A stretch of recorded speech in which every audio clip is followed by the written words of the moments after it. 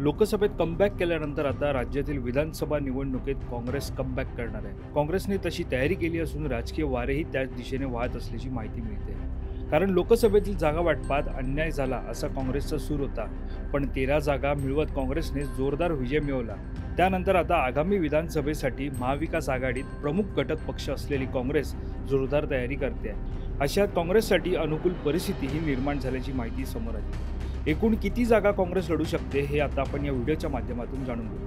राज्यातील आगामी विधानसभा निवडणुकीच्या पार्श्वभूमीवर काँग्रेसकडून एक सर्व्हे करण्यात आला होता. विधानसभा निवडणुकांसाठी काँग्रेसकडून करण्यात आलेला हा अंतर्गत सर्व्हे.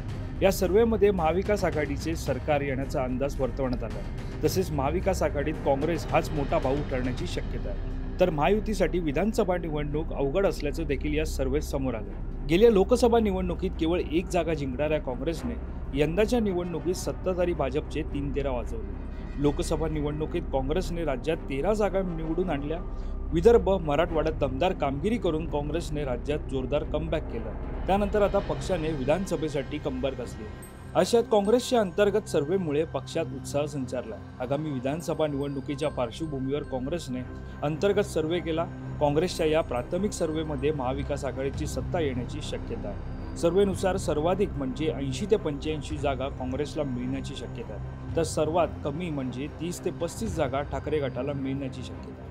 आता पाहूयात महाविकास आघाडीत कोणाला एकूण किती जागा मिळणार. सर्व्हेतून समोर आलेल्या माहितीनुसार आगामी विधानसभा निवडणुकीत सर्वात मोठा पक्ष म्हणून काँग्रेस पुढे येण्याची शक्यता आहे. जवळपास 80 ते 85 जागा मिळण्याची शक्यता आहे. त्याचबरोबर राष्ट्रवादी काँग्रेस शरद पवार गटाला 55 ते 60 जागा, तर सर्वात कमी म्हणजे 30 ते 35 जागा ठाकरे गटाला मिळण्याची शक्यता आहे.